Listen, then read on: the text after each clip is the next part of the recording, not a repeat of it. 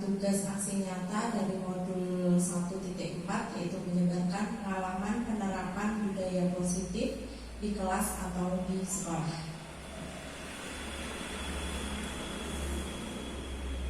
Nah, kenalan dulu si cantik. Oke, sebelum belajar biar fokus kita ice breaking. Nah, ice breakingnya hitam dan hijau. Gimana mainnya?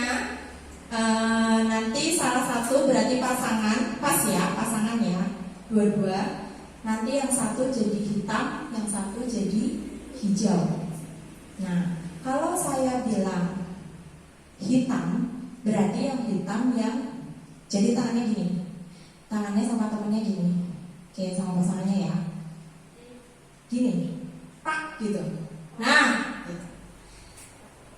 Oke, komunikasikan siapa yang mau jadi hitam, siapa yang mau jadi hijau.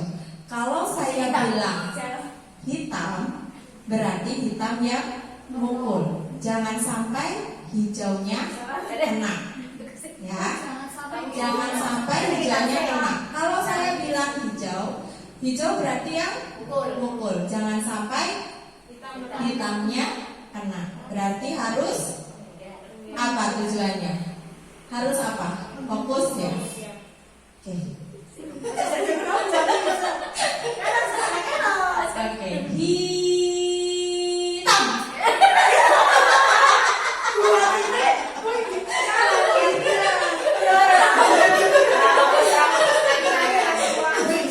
Oke, siap ya. Hijau.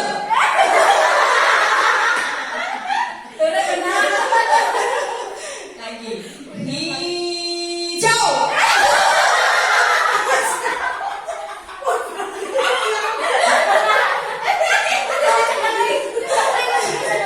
Sekali lagi.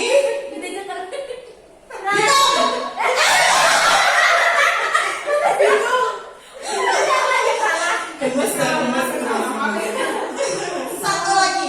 Hitam.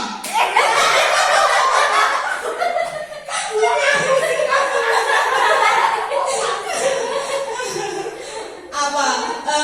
Gimana rasanya? Kaget, susah. Itu butuh fokus.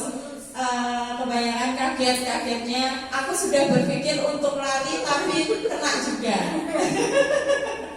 Bisa ya. Nah, itu tadi SPG-nya untuk biar kita fokus. Oke. Materi kali ini saya berbagi aja ya. Budaya positif. Budaya positif itu ada 5 materinya, yaitu 1 disiplin positif, 2 motivasi perilaku manusia, yang ketiga posisi kontrol, yang keempat keyakinan kelas dan penerapan segitiga restitusi. Nah, apa sih tadi disiplin positif? Disiplin positif itu cara untuk menerapkan disiplin. Ya, dengan cara apa? Mengontrol diri, menguasai diri, untuk memilih tindakan yang mengacu pada nilai-nilai yang kita hargai supaya tercapai tujuan mulia yang diinginkan. Nah, yang kedua tadi motivasi perilaku manusia, itu ada 3, untuk menghindari hukuman, adanya penghargaan, menjadi yang mereka inginkan dan menghargai diri sendiri dengan nilai-nilai yang mereka yakini. Ketiga, posisi kontrol, yaitu posisi di mana guru mengontrol dirinya saat bersama murid dalam menyelesaikan masalah. Keyakinan kelas atau sekolah, yaitu sesuatu yang diyakini bersama yang berasal dari penyatuan pikiran atau kesepakatan dari antara murid sama guru atau kepala sekolah dengan guru. Yang kelima, penerapan segitiga restitusi, yaitu tahapan yang digunakan dalam menyelesaikan masalah murid. Nah, ini disiplin positif. Apa disiplin positif? Yaitu cara menerapkan disiplin, mengontrol diri dan menguasai diri untuk memilih tindakan yang mengacu pada nilai yang kita hargai supaya tercapai tujuan mulia yang diinginkan. Terus karakter apa yang diharapkan dari disiplin positif?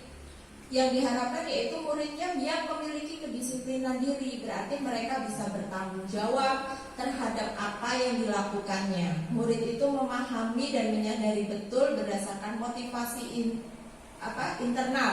Motivasi internal itu motivasi yang ada dalam diri. Jadi bukan karena hukuman, bukan karena pujian, atau bukan karena paksaan, seperti itu. Apa sih yang harus dilakukan supaya bisa mewujudkan disiplin positif di kelas atau di sekolah? Yang harus dilakukan yang pertama, komunikasi tentunya. Komunikasi yang baik antara guru dan murid. Terus komunikasi yang tanpa ancaman atau penghargaan. Ini sering terjadi ya di sekolah atau di kelas saya pun sebelum mempelajari ini pun pernah menggunakan itu. Yang ketiga, memberikan kalimat yang mendukung murid untuk melakukan tindakan yang positif, bukan sekedar pujian. Jadi bukan hanya kamu hebat, bukan, tapi karena ibu suka sekali usahamu melakukan itu. Nah, seperti itu yang perlu dilakukan. Lalu membuat kesepakatan dengan murid. Nah, posisi kontrol guru yang pertama ya, tadi disiplin positif, yang sekarang adalah posisi kontrol guru. Pelan-pelan ini ngomongnya. Posisi kontrol guru itu ada 5. Nah, dimana kita bisa mengontrol emosi kita. 5 posisi kontrol ini bisa diterapkan seorang guru, orang tua, ataupun atasan dalam melakukan kontrol dalam menyelesaikan masalah yang dialami murid atau bawahannya gitu ya. Yang pertama itu ada penghukum, yang kedua membuat rasa bersalah, yang ketiga teman, yang keempat pemantau, dan yang kelima manajer. Apa aja sih itu? Nah, sekarang penghukum. Posisi kontrol guru sebagai penghukum itu biasanya menggunakan hukuman fisik atau hukuman verbal. Nah, ini digunakan supaya anak merasa biasanya takut ya, takut. Jadi posisi ini tuh biasanya menekan murid supaya murid melakukan apa yang kita inginkan. Itu penghukum. Nah, lalu apa yang akan diucapkan seorang guru dalam posisi kontrolnya sebagai penghukum? Yaitu 1, misalnya gini, patuhi perintah saya, atau awas kamu ya, gitu ya. Nah, kamu selalu saja salah, itu penghukum. Guru dengan posisi penghukum akan percaya bahwa keberhasilan pembelajaran itu akan berhasil hanya dengan cara dia, yaitu tadi karena ada ancaman. Jadinya pasti berhasil. Kalau aku ancam-ancam gitu, pasti nanti bakalan berhasil. Itu hanya cara dia. Nah, yang kedua, pembuat rasa bersalah. Guru biasanya dengan posisi kontrol ini suaranya lembut, namun membuat rasa yang gak nyaman untuk murid, membuat dia merasa bersalah. Contohnya, nah, apa yang dikatakan? Oh, ibu sangat kecewa sekali dengan kamu. Kenapa kamu seperti itu? Gitu ya. Pernah nggak? Pernah ya. Di rumah ataupun di sini pasti pernah.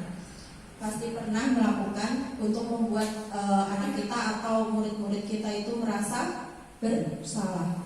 Ibu sangat kecewa sekali dengan kamu. Coba gimana kalau orang tua kamu itu tahu kamu berbuat seperti ini, gimana? Kecewa nggak orang tua kamu nantinya? Begitu ya. Ini juga sering terjadi. Nah, pada posisi ini murid akan memiliki penilaian diri yang buruk tentang diri mereka. Murid juga merasa tidak berharga dan merasa sudah mengecewakan orang lain. Aduh, piye ki gitu ya. Tapi kalau anak-anak biasanya Ada yang cuek aja, ada yang oh iya aku nggak mau bikin ibu kecewa, aku maunya ibu senang sama apa yang aku lakukan. Kadang anak kita juga seperti itu. Itu posisi pembuat rasa bersalah. Nah, ketiga, posisi kontrol guru sebagai teman.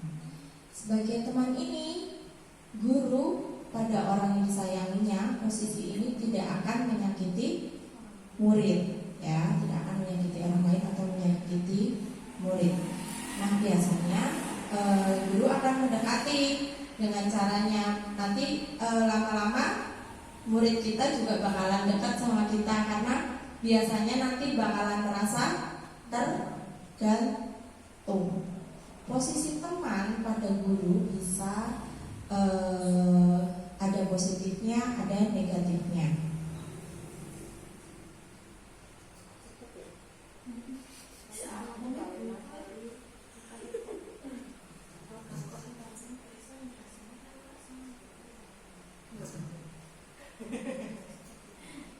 Nanti ada games lagi. Tadi apa yang bakalan dikatakan? Ya. Apa yang bakalan dikatakan untuk posisi kontrol guru sebagai teman? Nah, yang dikatakan dulu begini. Ayo bantulah ibu atau bantulah demi bapak ya. Cepet dong dikerjakan. Kalau kamu tidak mengerjakan, kamu berarti gak sayang sama bapak atau ibu. Kamu berarti gak membantu bapak. Nanti ibu dimarahin kepala sekolah kalau kamu seperti itu. Itu posisinya sebagai teman. Ayo, kamu juga sering kan dibantu sama ibu atau sama bapak, gitu ya. Nah, sekarang giliran kamu. Itu posisi teman. Jadi mendekati dulu. Dia berharapnya mau mengerjakan karena ya itu tadi, karena ada pendekatan dari gurunya. Atau yang terakhir gini, ya udah. Ini juga kadang kita gitu ya. Yang ini, ya udah kali ini nggak apa-apa. Ya nanti ibu bantu bereskan. Tapi pada akhirnya karena nanti juga bakalan ibu yang bantuin membereskan, jadi ya udahlah nggak usah. Nah, seperti itu.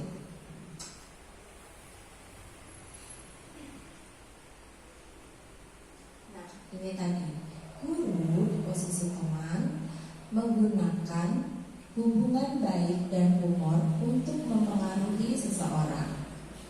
Nah, hubungannya apa?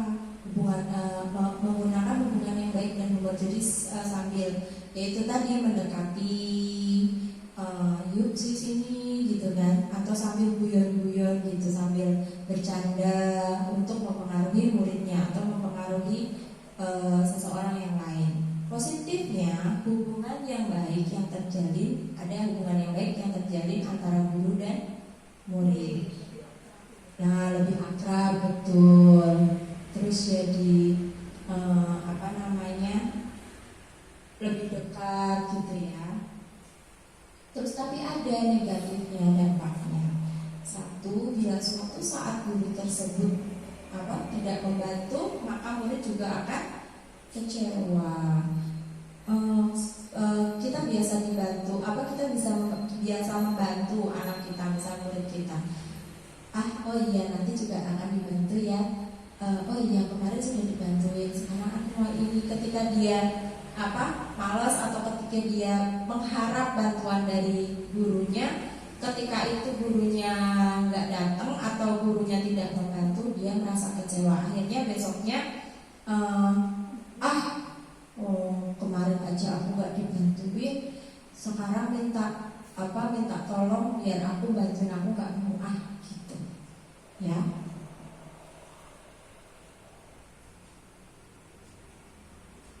Posisi pemantau.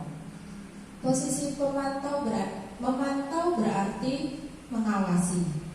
Nah, mengawasi ini posisinya berdasarkan pada peraturan dan konsekuensi. Jadi guru memantau tindakan murid itu dengan mengawasinya, itu ada peraturannya dan ada konsekuensinya. Biasanya ada peraturan di kelas dan jika melanggar akan ada konsekuensi yang diberikan oleh guru untuk muridnya. Jadi di sini ada kesepakatan kelas sebelumnya, peraturan-peraturan yang ada di kelas. Memantau seperti apa?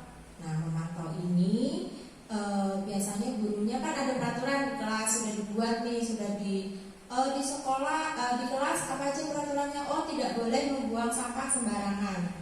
Oke, sudah ada peraturannya. Oh, tidak boleh berisik saat belajar. Oh, tidak boleh makan di kelas. Nah, itu peraturannya. Terus kalau sudah melanggar, berarti gurunya bertanya sebagai pemantau, apa yang telah kamu lakukan tadi, gitu ya. Kalau oh iya, berarti sadar muridnya melanggar peraturan. Oh, saya makan tadi Pak Bu. Berarti di situ ada sebelumnya ada sanksi atau konsekuensi yang akan diterima sama murid. Bagus nggak kalau seperti itu?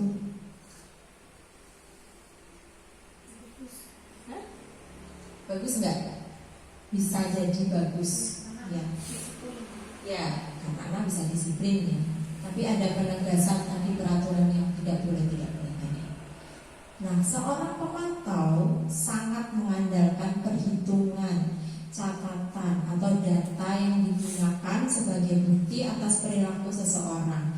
Atau dulu saya pernah peraturan di kelas, saya membuat peraturan karena anak-anak lari saat belajar, temannya fokus, anak-anak lari gitu ya.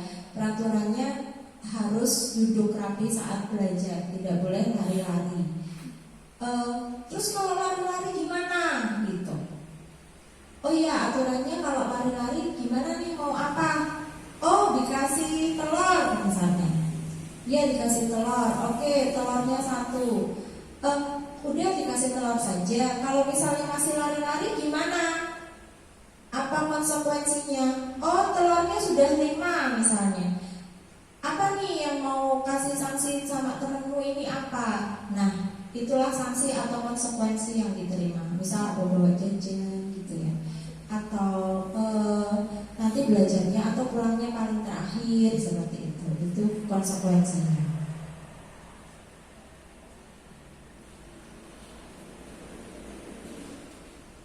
Nah, ini yang terakhir. Kok sih?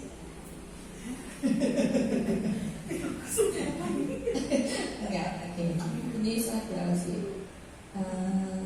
Masih 18 kok. Oke. Posisi kontrol guru sebagai manajer. Nah, posisi di mana guru berbuat sesuatu bersama dengan murid, ya, mempersilahkan murid mempertanggungjawabkan perilakunya, mendukung murid agar dapat menemukan solusi atas permasalahannya sendiri. Nah, kalau tadi yang memantau kan kita cari ya, oh kamu salahnya ini. Kalau di posisi ini berarti murid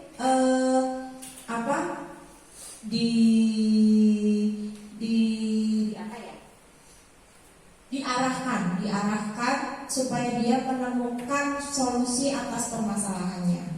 Seseorang manajer telah memiliki keterampilan di posisi atau bisa sebagai teman atau sebagai tadi pemantau, dan dengan demikian bisa jadi di waktu-waktu tertentu kembali pada kedua posisi tersebut bila diperlukan. Tapi, nah ini manajer itu guru di posisi manajer itu guru berbuat sesuatu bersama dengan murid, mempersilahkan murid mempertanggungjawabkan perilakunya, mendukung murid agar dapat menemukan solusi atas permasalahannya sendiri. Nah, ini dia manajer. Nah, apa sih yang dikatakan oleh guru yang posisi kontrolnya di manajer? Nah, apa yang kita yakini? Gitu. Kembali ke ke keyakinan kelas. Jadi teman-teman, sebenarnya ada materi keyakinan kelas. Keyakinan kelas itu berbeda dengan peraturan kelas, berbeda juga dengan kesepakatan kelas. Jadi keyakinan ini dibuat berdasarkan kesepakatan bersama yang kata-katanya itu universal dan bisa diingat gitu ya. Sebenarnya ada, nanti kalau cukup. Apa yang kita yakini gitu? Apa kamu meyakininya? Jika kamu meyakininya, apakah kamu bersedia memperbaiki kesalahanmu? Jika kamu memperbaiki hal ini ingin menunjukkan apa tentang dirimu? Apa rencana kamu untuk memperbaiki hal ini? Ya. Nah, ini dari sini, ini dari ini. Tujuannya apa? Supaya menjadi anak yang bertanggung jawab, mandiri, dan mampu menganalisis kebutuhan dirinya. Oh, aku seperti ini, tadi aku begini, harusnya tidak. Terus dia menganalisis nih kebutuhan, aku harusnya gimana ya supaya aku tidak seperti ini, gitu. Ya, yang pada akhirnya, ya ini nanti dari sini ke sini dulu, ada restitusi. Atau restitusi itu nanti dibahas. Restitusi itu untuk cara untuk menyelesaikan masalah yang dilakukan oleh guru bersama dengan murid. Nah, kalau guru jadi manajer, gimana? Apa yang akan didapat? Nah, kalau sebagai manajer nanti yang pada akhirnya dapat menciptakan lingkungan yang positif, yang nyaman dan aman untuk murid tentunya. Karena kemarin seperti yang kita bahas, tujuannya untuk siapa? Murid. Iya, betul. Masih ingat. Untuk murid dan murid. Jadi disebutkannya 3 kali. Ya. Nah, ini. Coba yang ini nih. Ada kata-kata kan tadi kata-katanya di sini ya. Saya kecewa sekali dengan kamu. Berarti posisinya ada di mana? Yang pertama apa ya? Coba.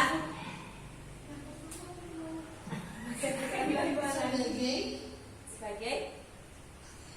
Coba dibaca dulu. Saya kecewa sekali dengan kamu. Kamu tidak pernah melakukannya. Kamu tidak pernah benar melakukannya. Berarti apa itu? Yang nomor 1. Yang nomor 1 apa ya? Kita ulang ya.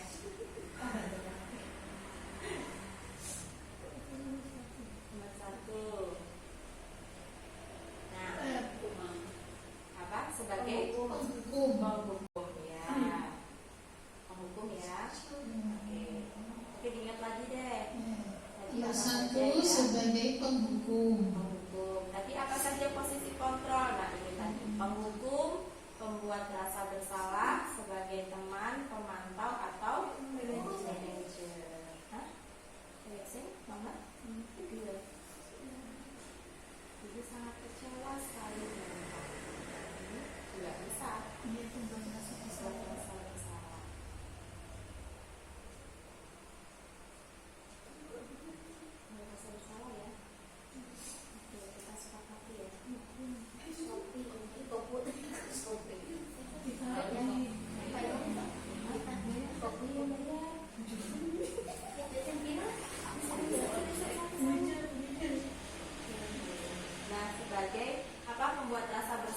Pembuat rasa bersalah. Oke. Kamu tidak pernah benar melakukannya. Penghukum. Oke. Ayolah lakukan demi saya ya teman. Nah, benar. Oke. Apakah kamu mau mendapatkan stiker bintang hari ini? Rasio pokoknya. Terakhir ya. Stiker hari ini Manajer. kalau stiker bintang itu berarti ada Teman. penghargaan. Berarti apa?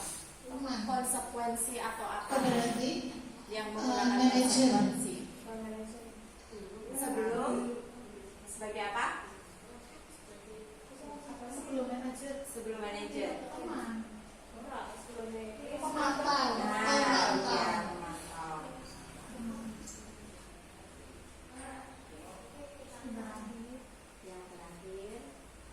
Bagaimana kamu bisa menyelesaikan itu sebagai manajer? Apakah saya juga benar menjawabnya? Teng. Oke. Betul. Bentar ya. Buat rasa bersalah. Kita menentukan Oke. Nah ini tadi membuat rasa bersalah. Kamu tidak benar melakukannya. Berarti dia menghukum. Ayo lah, lakukan demi saya ya, teman. Dan apakah kamu mau mendapatkan stiker bintang hari ini? Nah, ini adalah pemantau. Kenapa pemantau? Karena dia ada reward. Ini adalah konsekuensi dari tindakan seseorang ya. Apakah dia dapat sanksi ataukah dia dapat reward tadi. Nah, itu pemantau. Karena dia dari stimulus respon. Apa yang dilakukan dia akan mendapat respon seperti apa, itu dari pemantau itu. Terus ini tadi manajer, bagaimana kamu bisa menyelesaikan. Jadi kalau menurut teman-teman nih, kalau menurut teman-teman dari semua ini mana yang sebaiknya posisi kontrol sebagai guru itu sebaiknya yang mana? Manajer plus teman. Manajer plus teman. Pemantau. Oke. Kombinasi dari tiga. Teman, pemantau, dan manajer. Teman, pemantau, dan manajer. Oke. Ini kasus. Oke. Dari sini sebaik-baiknya kita memposisikan diri, posisi kontrol sebagai guru itu ada di manajer. Kenapa manajer? Karena dia tidak langsung menyalahkan atau memberikan respon yang buruk atau baik, tapi mencari apa sih yang kamu lakukan gitu ya, apa rencananya sih. Nah, berpikir juga betul, mencari solusi seperti itu. Nah, sebaiknya berarti ada di manajer. Nanti akan saya inikan videonya. Nah, ini kasus coba ya. Sabrina hari itu bangun terlambat. Ini memposisikan ya, posisi kontrolnya nanti ada di mana. Sabrina hari itu bangun terlambat dan terburu-buru sampai di sekolah. Dia pun akhirnya sampai di gerbang sekolah, tapi baru menyadari kalau tidak menggunakan sepatu hitam seperti tertera di peraturan sekolah. Di depan pintu kelas, Bapak Lukman memperhatikan sepatu Sabrina yang berwarna coklat. Sabrina berusaha menjelaskan bahwa dia terburu-buru dan salah menggunakan sepatu. Pak Lukman menanyakan Sabrina, apa peraturan sekolah tentang seragam warna sepatu? Terlihat ya teman-teman. Sabrina menjawab, sudah mengetahui sepatu harus berwarna hitam, namun terburu-buru dan salah mengenakan sepatu. Selain tidak mungkin kembali pulang karena rumahnya jauh sekali, Pak Lukman tetap bersikeras pada peraturan yang berlaku dan mengatakan, ya sudah, kamu sudah melanggar peraturan sekolah, kamu salah, sudah terlambat, salah pula warna sepatunya. Segera buka sepatumu, kalau tidak bisa mengenakan warna sepatu sesuai peraturan. Berarti ini Sabrina meminta maaf dan memohon kembali kepada Pak Lukman agar tetap dapat mengenakan sepatunya dan berjanji tidak akan mengulangi kesalahannya. Namun Pak Lukman tidak mau. Tidak, kamu telah melanggar peraturan sekolah. Kamu tidak sanggup mengambil sepatu di rumah atau diantarkan sepatu ke sekolah. Ya sudah, kamu tidak bersepatu saja seharian. Sekarang copot sepatumu dan silakan belajar tanpa sepatu seharian. Sabrina pun dengan berat hati mencopot sepatunya dan memberikannya kepada Pak Lukman. Seharian tidak berani berkeliling sekolah karena malu dan lebih banyak berdiam diri di kelas tanpa alas sepatu. Nah, di mana posisi kontrol gurunya? Nah, ini. Dalam kasus itu, sikap posisi apakah yang diambil oleh Pak Lukman? hukuman tadi ya. Yang membuat rasa bersalah yang mana tadi? Oke.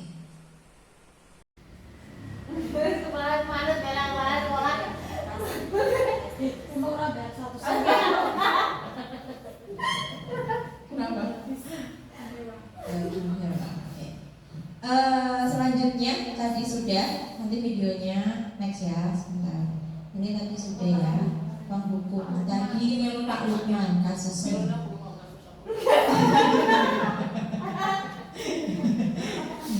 Itu kasus yang tadi posisi kontrol. Itu tadi contoh kasus ya. Terus yang apa namanya, sudah memahami ya teman-teman ya. Jadi posisi kontrol yang bagus di mana tadi? Manajer, sebagai manajer, karena tadi alasannya apa? Tidak langsung memberikan respon yang baik atau buruk ya, tetapi melalui alasan, pertimbangan, terus apa lagi? Ya, mencari solusi untuk memperbaiki kesalahan. Anak sendiri yang mencari solusi ya. Jadi bukan kita yang mencarikan solusi, tapi kita mengarahkan anak untuk mencari solusi. Jadi tanya dulu, apa yang kamu punya solusi apa supaya kamu bisa memperbaiki ini, seperti itu. Ya, misalnya kalau anaknya bingung gitu, kita baru ngasih pilihan atau saran atau ide. Kalau kamu seperti ini gimana gitu ya. Jadi anaknya dulu yang mencari solusi, baru nanti kita yang membantu. Nah, selanjutnya segitiga restitusi. Jadi dari peran tadi, posisi kontrol tadi yang sebagai manajer ya, guru ya, kita sebagai manajer perannya itu dalam menyelesaikan kasus yang seperti tadi itu menggunakan ini ya teman-teman, segitiga restitusi. Apa sih segitiga restitusi? Nah, segitiga restitusi itu cara untuk menyelesaikan masalah. Jadi guru berperan sebagai manajer menerapkan segitiga restitusi. Ada tahapannya, yaitu ada 3 tahapan. Yang pertama, menstabilkan identitas, validasi tindakan yang salah, dan menanyakan keyakinan. Tadi ada ya keyakinan yang pada saat posisi kontrol manajer kan, gurunya tanya apa, keyakinannya apa yang kita buat seperti itu, yang kita sepakati apa kemarin seperti itu. Apa tujuannya? Tujuan dari kita melakukan ini adalah menghasilkan murid yang mandiri dan bertanggung jawab. Jadi tadi bukan kita menyalahkan saja, tapi dia tahu, oh kesalahanku ini aku harus seperti apa, seperti itu. Next. Nah, ini dia segitiga restitusi. Yang pertama tadi apa? Enggak kelihatan? Enggak kelihatan ya?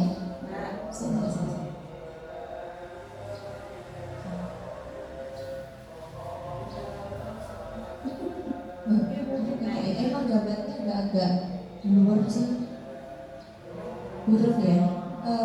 Ketika kelihatan? Enggak. Saya kita lebih dekat. Oke, iya saya. Tadi apa pertamanya tahapannya?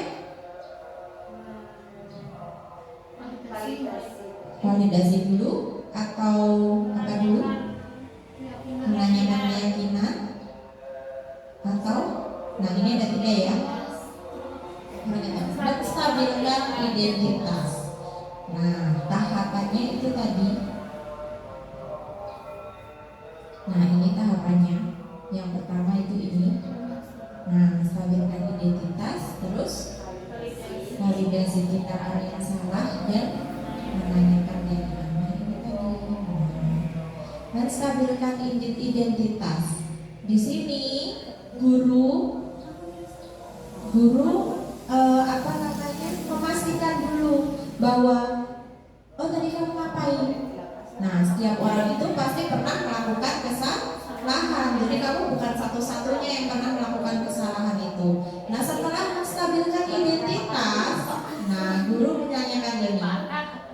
validasi tindakan yang salah.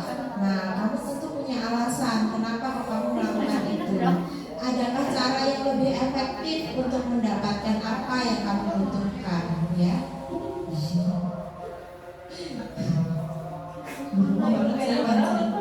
Yang ketiga tadi menanyakan keyakinan. Keyakinan kelasnya apa yang sudah disepakati? Kamu ingin menjadi orang seperti apa? Nah, ini tadi menstabilkan identitas atau stabilize the identity. Kita semua akan melakukan hal terbaik yang bisa kita lakukan. Itu tadi iya kurang sambil ngantuk soalnya. Ya, punya sampai jam 1. Validasi tindakan yang salah. Bahwa ini kurangnya juga ini. Semua perilaku memiliki alasan. Mungkin kalau sama agak gimana jadinya nggak diikutkan. Semua perilaku memiliki alasan dari validasi tindakan yang salah. Terus ada menanyakan keyakinan. Nah, keyakinan ini apa? Kita semua memiliki motivasi internal dari dalam diri. Internal itu dari dalam diri ya. Jadi bukan tadi internal sama eksternal. Tadi aku nggak bahas yang eksternal. Jadi internal itu kesadaran. Nah, kalau eksternal apa? Pengaruh apa? Kalau eksternal. Jadi Bu Eka nih, Bu Eka berangkat ke kantor. Misalnya, kenapa kok berangkat ke kantor gitu? Misalnya gasik gitu. Aku gasik. Soalnya kenapa? Ada nggak yang apa namanya? Nah, iya, itu ada nggak? Ada motivasi. Jadi motivasi itu ada dari internal dalam diri, ada yang dari eksternal. Nah, eksternalnya apa? Misalnya seperti itu. Cuan, oke. Cuan itu menuju ke penghargaan. Nah, cuan, oke. 1. Nah, reward 2. Itu eksternal. Ada lagi, misalnya karena apa lagi? Aku besok kasih cake. Soalnya kenapa ya? Bukan karena apa-apa, tapi aku besok harus kasih supaya aku menghindari biar Bu Wati nggak marah sama aku. Misalnya, itu apa? Menghindari kesalahan. Itu motivasi apa maksudnya? Eksternal atau internal? Dari diri sendiri. Apa? Internal? Berarti saya takut sama Bu Wanti. Internal. Karena internal. Internal itu gimana sih motivasi internal itu? Tadi saya bilang dari diri sendiri. Iya. Kalau saya takut berarti Dari diri sendiri. Orang ada yang membuat takut. orang lain. Berarti itu eksternal. Jadi saya berangkat pagi itu bukan karena saya sadar aku harus pagi gitu.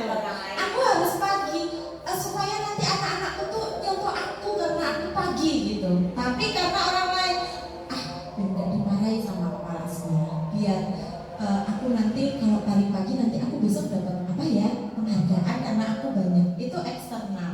Jadi bukan karena kesadaran. Jadi motivasi internal itu tadi kesadaran. Aku harus aku guru, aku harus pagi, aku harus baik supaya nanti murid-muridku contoh aku gitu ya. Itu motivasi internal. Ya. Oke, validasi tindakan yang salah. Ini tadi validasi tindakan yang salah. Itu menanyakan alasan. Kalau tadi menstabilkan identitas, bahwa kesalahan itu tidak hanya kamu yang melakukan, tapi saya juga pernah melakukan itu. Jadi dia tidak satu-satunya orang yang melakukan kesalahan, tapi lalu berlanjut ke validasi tindakan yang salah. Tadi kamu tadi apa sih yang kamu lakukan itu tadi? Misal yaitu tadi ya berangkat kesiangan, terlambat misalnya. Oh oke. Jadi nggak langsung kamu kok. Kalau kita di posisi penghukum gimana Bu Sakinah? Kamu telat terus apa gitu kan? Nah kita tidak tanya alasan. Nah alasan itu di sini validasi memvalidasi tindakan yang salah. Kamu tentu, nah, tapi nggak mungkin. Nah, buatnya nggak gitu. Buatnya manajer yang baik, ya, insya Allah. Kamu tentu punya alasan kenapa kamu melakukan itu. Nah, ini di sini. Terus, apakah ada cara yang lebih efektif untuk mendapatkan apa yang kamu butuhkan dari alasan itu tadi? Oh, saya tadi terlambat soalnya tadi saya bensinnya habis, Bu. Oh, antri gitu. Nah, ini di sini ada nggak cara yang lebih efektif gitu? Nah, seperti itu ya. Gitu Bu Anti? Ya, oke. Lanjut ya. Nah, ini tadi membuat motivasi. Nah, kasus. Mau lihat kasus dulu apa mau lihat videonya dulu? Ada video.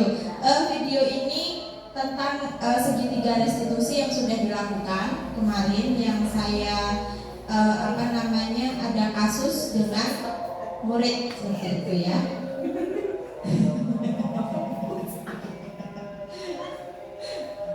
Ini menjadi satu nggak apa-apa ya, menjadi kesatuan yang utuh.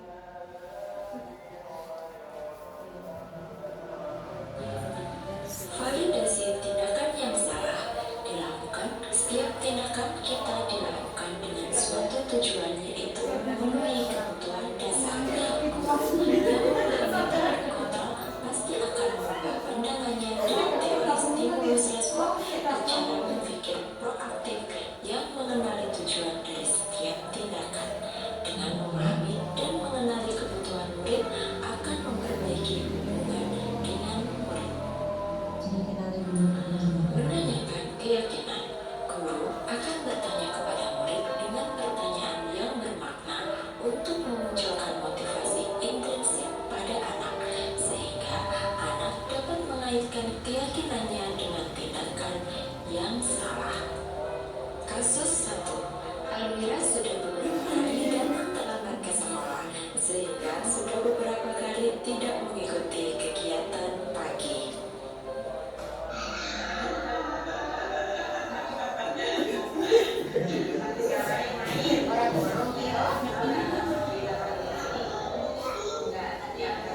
Nah, ini menstabilkan identitas.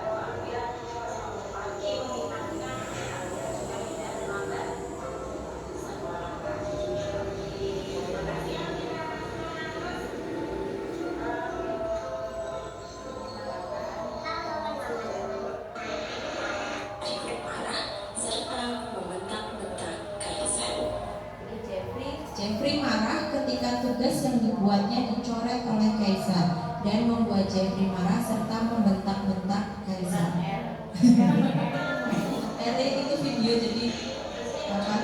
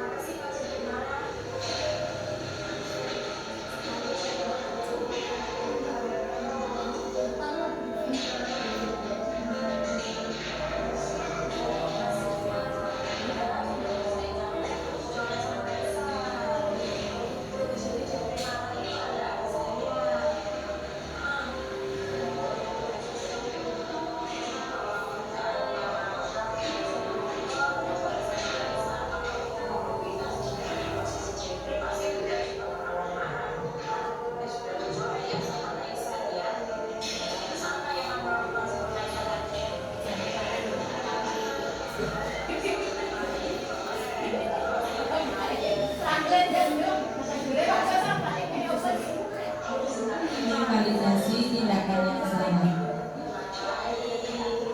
Jadi biasanya dimarah-marahin dibalas marah. Nah, berarti Jeffrey membalas apa yang Kaisar lakukan, bahwa tindakan itu juga tidak dibenarkan.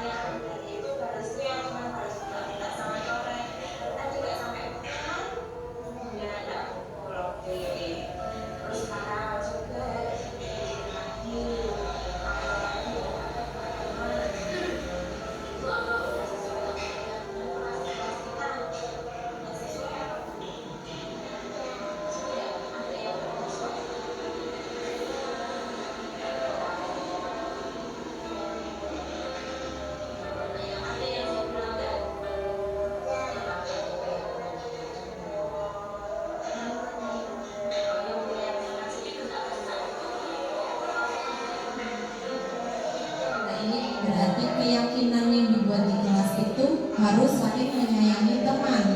Nah, tindakan tadi yang marah-marah ke temannya, ikut membalas mencoret, berarti itu melanggar keyakinan tadi. Keyakinan yang apa? Menyayangi teman.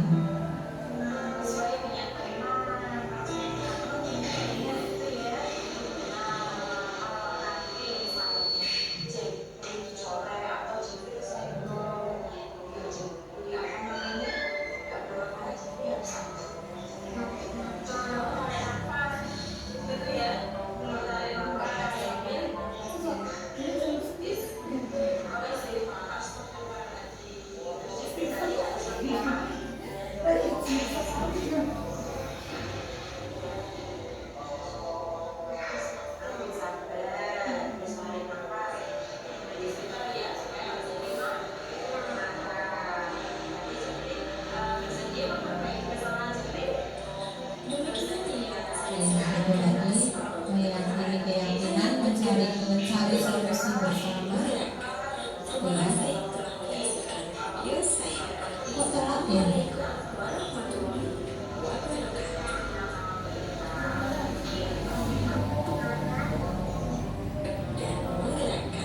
Terima kasih telah menyaksikan. Itu tadi segitiga restitusi, ya. Nah, ini jadi kasus. Oke, sudah lebih memahami melihat videonya ya. Praktek langsung. Nah, ini kasus. Oke, kita ini bersama-sama.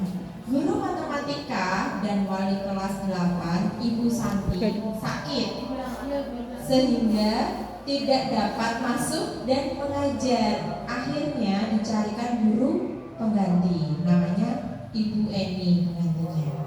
Ibu Eni baru 2 tahun menjadi guru SMP. Beberapa murid perempuan, ada Vivi dan Makali, mengetahui hal ini dan mulai menggunakan kesempatan dan bersikap seenaknya. Jadi karena gurunya baru. Nah, iya. Tertawa dan tidak mengindahkan kehadiran Bu Eni. Ibu Eni mencoba menyapa Vivi dan Natali dengan ramah sambil mengingatkan mereka untuk tetap fokus pada pengerjaan tugas. Ayolah, tugasnya dikerjakan. Nanti ibu ditegur Bapak Kepala Sekolah kalau kalian tidak kerjakan tugas. Tolong bantu ibu ya. Namun Vivi dan Natali malah jadi tertawa. Ah, ibu santai aja bu. Gitu. Mereka tetap tidak mengerjakan tugas dan malah ngobrol. Keesokan harinya, Ibu Santi memanggil Vivi dan Natali serta menanyakan tentang laporan Ibu Eni. Ibu Santi menanyakan apakah mereka bersedia melakukan memperbaiki permasalahan yang ada. Vivi dan Natali sempat ragu-ragu dan membela diri, namun pada akhirnya mengatakan akan meminta maaf. Ibu Santi menanggapi bahwa tindakan itu boleh saja dilakukan bila mereka sungguh-sungguh ingin meminta maaf. Namun Ibu Santi menanyakan kembali apa yang mereka bisa lakukan untuk menggantikan rasa tidak dihormatinya Ibu Santi. Baik Vivi maupun Natali mengakui bahwa perilaku mereka tidak sesuai dengan keyakinan kelas. Ibu Santi melanjutkan kembali apa yang akan mereka lakukan untuk memperbaiki masalah. Apakah ada gagasan? Setelah berpikir sejenak, Natali dan Vivi mengusulkan, bagaimana kalau mereka mengadakan sebuah diskusi kelompok dengan teman-teman sekelasnya. Tema yang mereka pilih adalah penerapan keyakinan kelas, terutama tentang sikap saling menghormati dan bagaimana penerapannya di kehidupan sehari-hari di sekolah. Usulan kedua adalah mengirim email kepada Ibu Eni tentang gagasan mereka tersebut. Mereka pun memberitahu Ibu Eni bahwa mereka telah memberitahu kepala sekolah Pak Hasan. Bila lain waktu ada ketiadaan guru, maka mereka akan mengusulkan Ibu Eni sebagai guru pengganti.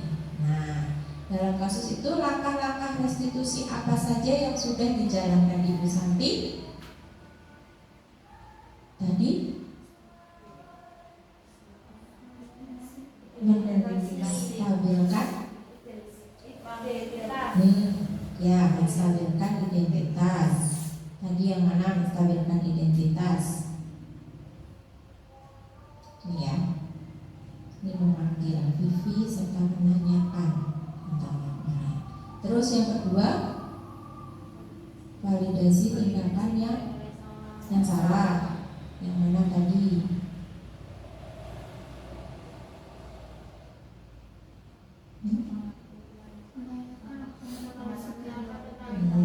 Oke.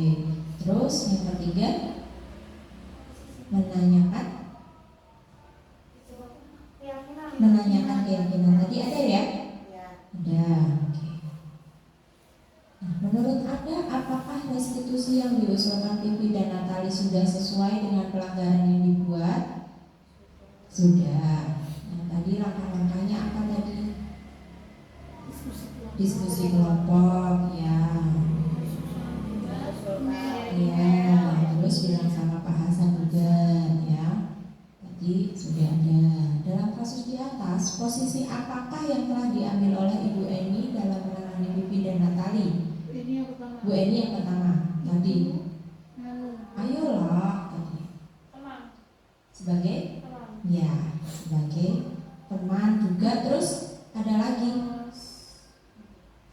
Nanti ditegur Pak Kepala demi saya, Tolong bantu saya. Itu temannya. Oke. Lihat.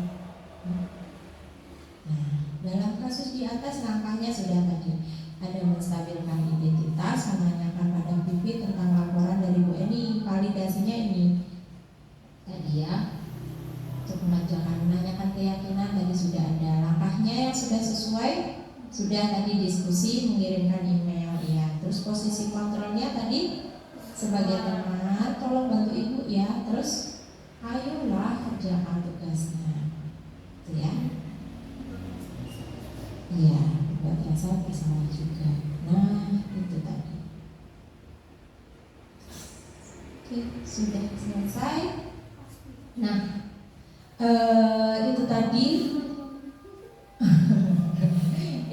dari sedikit pengalaman yang sudah saya lakukan tadi, sebenarnya masih ada keyakinan kelas dan satunya tadi apa? Keyakinan kelas dan yang belum, keyakinan kelas dan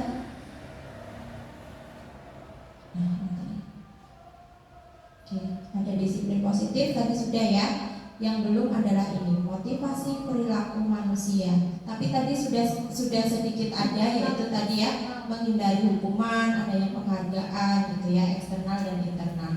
Dan satunya keyakinan kelas. Nanti kapan-kapan kita bikin ini, karena ini penting banget supaya di kelas punya keyakinan yang diyakini sama anak-anak. Semoga bisa, karena kita tantangannya sama anak kecil yang diajak ngomong. Jadi gimana bahasanya supaya bisa diterima sama anak-anak. Tapi apakah bisa? Bisa. Bisa. Ya, kita pasti bisa. Nah, itulah tadi sedikit pengalaman saya dalam mengikuti ini. Jika kamu memilih mengajar, maka kamu tidak boleh berhenti belajar. Ini sebenarnya salah, saya ngantuk ini. Ya, jika kamu memilih mengajar, maka kamu tidak boleh berhenti untuk belajar. Iya, semangat untuk belajar dan memperbaiki diri, melakukan perubahan di kelas atau di sekolahan. Siap? Siap. Oke, terima kasih. Assalamualaikum warahmatullahi wabarakatuh. Waalaikumsalam warahmatullahi wabarakatuh. Assalamualaikum warahmatullahi wabarakatuh. Saya Triwanti.